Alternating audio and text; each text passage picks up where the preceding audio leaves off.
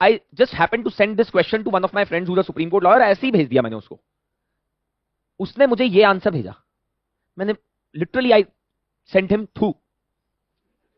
And देखिए, मैं I am saying this at a risk of may be sounding, अगर आप ये किसी को जाके बाहर बताएंगे, हो सकता है कुछ कोचिंग इंस्टीट्यूट वाले बोलेंगे बेवकूफ है तुम्हारा टीचर, क्या बोल रहा है, पीईबीएल और ड्यू प्रोसेस ऑफ लॉ को सेम चीज बोल रहा है। मैंने literally, I was telling to one of my friends कि मेरा लिटरली एम्बिशन है अब कि जिस आदमी ने ये पेपर सेट किया है या जिन्होंने भी किया है, मैं उनके जाके पैर छूं literally, that what is their level of intellect, कि उनको पता है कि क्या होने वाला है इस क्वेश्चन के साथ। Yes, in essence what does due process of law mean, ये क्वेश्चन था। इन essence what does due process of law mean. Even though मैं आपको ये बात बता रहा हूं कि हमने जो अपनी ऑफिशियल की है और जो मैंने भी अभी डिस्कशन लिया 2 दिन पहले, उसमें मैंने जस्टिफिकेशन अलग दिया है और मैंने आंसर भी अलग दिया है, but after that I did a lot of after thinking and my answer to that question is different. Anyway, I will tell you in essence what does due process of law mean. This is the question which has been asked by UPSC. The 4 options are: first, principles of natural justice, A, principles of natural justice, B is procedure established by law, C is fair application of law, और ये मैंने किसी के साथ अभी तक बाहर किसी के साथ डिस्कस नहीं किया, दिस इज ओनली माय, अभी तक सिर्फ मैं अपने पास रखा है मैंने आंसर ये, and D is right to equality. इसका आंसर जब मैंने कुछ लोगों को बताया, वो बोल रहे हैं यार तुम्हें क्या बोल रहे हो। एनीवे, ये क्वेश्चन है, ठीक है। In essence what does due process of law mean, what does it mean, what would be the answer? How many of you think the answer is D? How many of you think the answer is C? Okay, how many of you think the answer is B? How many of you think the answer is A? Now in my opinion, हाँ, A and सी में confusion है ना, आपको पता है बात। एक बात बताओ मुझे, अगर ए और सी में कंफ्यूजन है, सपोज करो मैं ए आंसर देता हूं अभी ना, मैं आंसर नहीं बता रहा कैसे डायरेक्टली आंसर आता है, बट मैं सिर्फ एलिमिनेशन लगाता हूं अभी। ए और डी में कोई फर्क है? ए और डी में कोई फर्क है? ए और डी में कोई फर्क है? अपने आर्टिकल 14 के नोट्स खोलो, ए और डी में कोई फर्क है?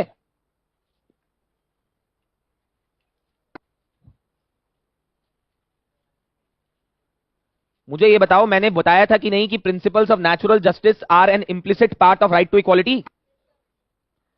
तो अगर डी आंसर नहीं है तो भाई साहब ए भी आंसर नहीं है। अब एक और बात, fair application of law, law Fairlie apply होनी चाहिए, लॉ फेयरली अप्लाई होनी चाहिए।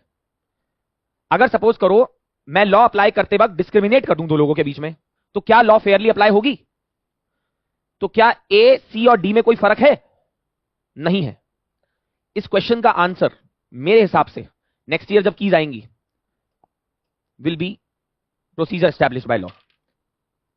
अब आप बोलोगे सर ये क्या बात कर दी, ड्यू प्रोसेस ऑफ लॉ और प्रोसीजर एस्टैब्लिश तो आपने ही खुद बताया था कि ये डिफरेंट कॉन्सेप्ट्स हैं, but please focus on 2 things here. And देखिए, मैं I am saying this at a risk of may be sounding, अगर आप ये किसी को जाके बाहर बताएंगे, हो सकता है कुछ कोचिंग इंस्टीट्यूट वाले बोलेंगे बेवकूफ है तुम्हारा टीचर, क्या बोल रहा है, पीईबीएल और ड्यू प्रोसेस ऑफ लॉ को सेम चीज बोल रहा है। But listen to me very carefully now, और ये मैं इसलिए बोल रहा हूं क्योंकि मैंने भी जो जस्टिफिकेशन दिया अभी 2 दिन पहले वो इसका दिया, but I was not 101% convinced, and मेरा पहला रिएक्शन यही था। But after that what happened was that I just happened to send this question to one of my friends who is a supreme court lawyer, ऐसे ही भेज दिया मैंने उसको, उसने मुझे ये आंसर भेजा, मैंने literally I sent him through. You know, then this is I'm telling you very honestly that knowledge is never perfect. I sent him literally this kind of a derogatory message. So he said that you are a case of blistering barnacles. कभी search करना blistering barnacles क्या होता है. So he said you are a case of blistering barnacles. I argued with him for 1.5 hours on phone, randomly explaining him things. After some time, I just happened to. So he said one thing: you must be a fool that you haven't paid attention to the word essence. He said that what is this essence? Is this some vanilla essence? Now once, उसके बाद मैंने थोड़ी देर बाद में जाके अलग से सोचा ये question. I said it is saying in essence, what does due process of law means? Now see, what is due process of law? That there must be a law, the law must be valid, the law must provide a procedure for depriving a person of certain right, that procedure must be followed, and the procedure must be fair, and the law itself must be just, fair and reasonable. Now tell me something, whatever I said, can't I say that due process of law is procedure established by law plus something something? You tell me if I am wrong or not. क्या मैं सही बोल रहा हूं? भाई मैंने क्या बोला था, ड्यू प्रोसेस ऑफ लॉ में आप एक ज्यादा स्क्रूटनी करते हो, पर ये तो रहेगा ही रहेगा. उसने पूछा है essence of due process of law. सबने मिस कर दी ये बात. सबने बोला कि ये तो सबसे पहले एलिमिनेट करो. अबे सबसे करेक्ट आंसर ही एलिमिनेट कर दिया तुमने. यूपीएससी, समझ रहे हो? मैंने जब मेरे को ये चमका ना, तो मैंने बोला कि यार जो एग्जामिनर है मेरा, मैंने literally, I was telling to one of my friends कि मेरा लिटरली एम्बिशन है अब कि जिस आदमी ने ये पेपर सेट किया है या जिन्होंने भी किया है, मैं उनके जाके पैर छूं literally. That what is their level of intellect, कि उनको पता है कि क्या होने वाला है इस क्वेश्चन के साथ. They know what is going to happen to this. And I can guarantee you, no coaching institute, no teacher has even touched upon this point. Even I didn't. I am accepting it. I am accepting it that I was also wrong. मतलब मैं तो अपने friend को बोल रहा हूं ना कि अरे बेवकूफ, वो बोल रहा है अबे तू गधा है, मैं कैसे बताऊं तुझे. The first thing he told me was, मैं तेरे को कितनी बार बोला है कि फुल टाइम लिटिगेशन में आ जा, लीव ऑल दिस, ये सब तो करता रहता है इसलिए होता है. He actually told me, I have told you, leave this UPSC teaching, goddamn, come join full time litigation. And I then kept arguing with him for one and a half hours like a fool. And later on, only to send him a message, I know how stupid I am. And then I went into that self deprecation mode, and then he said, don't be so harsh on yourself. I was like, I have to be, because I couldn't see a very simple thing, that it is asking the essence of due process of law. Essence of due process of law is procedure established by law. Everything else is peripheral, boss. Everything else is peripheral. Ultimately, due process of law is procedure established by law, and that, you remember, and that the law also must be fair and reasonable, and the procedure provided by the law must be fair and reasonable. Do you get what I'm trying to say? You are the only batch of students who have told this to, because अभी और classes इतनी progress नहीं करी और batches के अंदर, they won't have the under, वहां पे आर्टिकल 21 वगैरह मैंने डिस्कस नहीं किया है. एंड मैंने अभी तक बाहर भी नहीं ये बात बोली है ना. मैंने, किसी ने मेरे को लिख के भेजा कि सर आपने बहुत अच्छा एनालिसिस किया डिस्कशन का. मैंने बोला मैं सच्चाई बताऊं तेरे को, should I tell you the truth, that जो हम अपने आप को बड़ा हीरो बन के घूमते फिर रहे हैं और बोल रहे हैं कि ये आंसर है, वो आंसर है, लोग बोल रहे हैं ए आंसर है, कोई बोल रहा है सी आंसर है, लोग फंसे हुए हैं. अरे भाई ये सब सेम बात है. ए सी डी में मेरे को कोई डिफरेंस बता दो आप. कोई डिफरेंस है ही नहीं एक्चुअली. पता है, लोग कभी कह रहे थे फेयर एप्लीकेशन ऑफ लॉ. यार how can fair application of law, principle natural justice, दोनों ही सही लग रहे हैं. अबे क्योंकि दोनों ही जो है वो, all three of them are actually the same thing. UPSC इस तरीके से खेलती है दिमाग के साथ.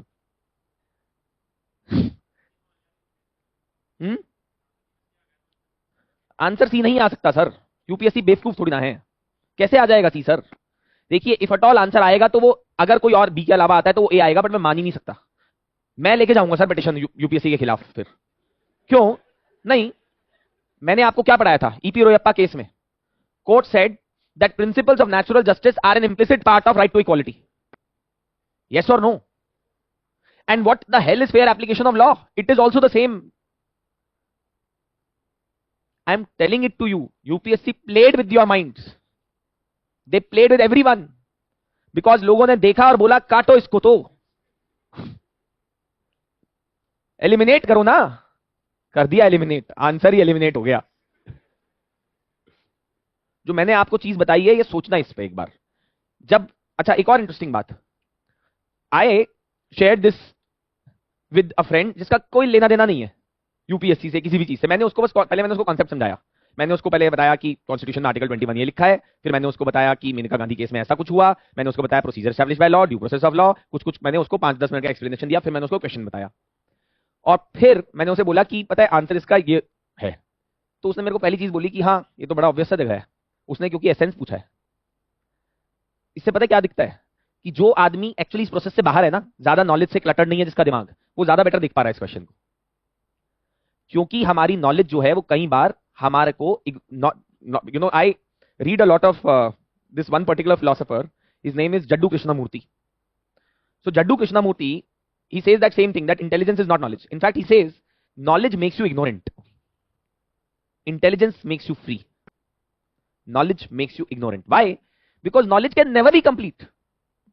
And with your knowledge, when you will try to solve some problems, your knowledge may blind you as well.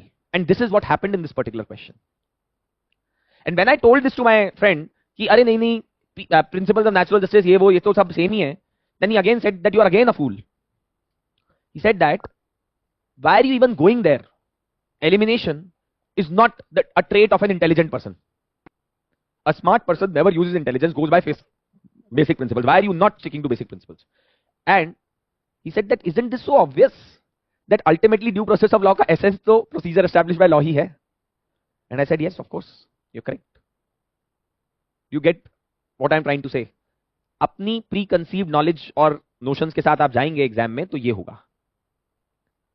और मैं सीरियसली कह रहा हूं कि यूपीएससी ने पूरी एक कोचिंग इंडस्ट्री को they have shown them their place. I am telling you very honestly, including me, that अगर आप बेसिक से नहीं जाएंगे ना तो ऐसे ही फंस जाएंगे हमारे क्वेश्चंस में. हमने ऐसा ट्रैप सेट किया है, एग्जामिनर को पता है कि मैं ये ट्रैप सेट कर रहा हूं इसके लिए. आप बताइए, वरना वो क्यों लिखता प्रोसीजर? वो बेवकूफ है क्या? इतना मुश्किल पेपर बनाया उसने, वो क्यों लिखता प्रोसीजर एस्टैब्लिश बाय लॉ? बस आप जैसे कि एक ऑप्शन इजी हो जाए एलिमिनेट करनी. सोच के देखो, he has played double cross. उसने बोला कि ये तो देखेगा कैंडिडेट, सबसे पहले यही बोलेगा कि यार हमने तो due process of law versus procedure establish by law पढ़ा था, पर वो ये भूल जाएगा कि actually due process of law और कुछ नहीं होता but procedure establish by law and something होता है. You get what I am trying to say, right? I hope this opens up your eyes, right? I hope this really gives you an idea of what UPSC is expecting. UPSC is actually not expecting people, those who come with a certain preconceived notion and with a certain set of knowledge. They want people, those who can look at everything afresh, without any bias, without any preconceived notion, without any prejudices. Clear to everyone? है ना? मजा आया भाई? मुझे आ गया मजा. स्वाद आ गया.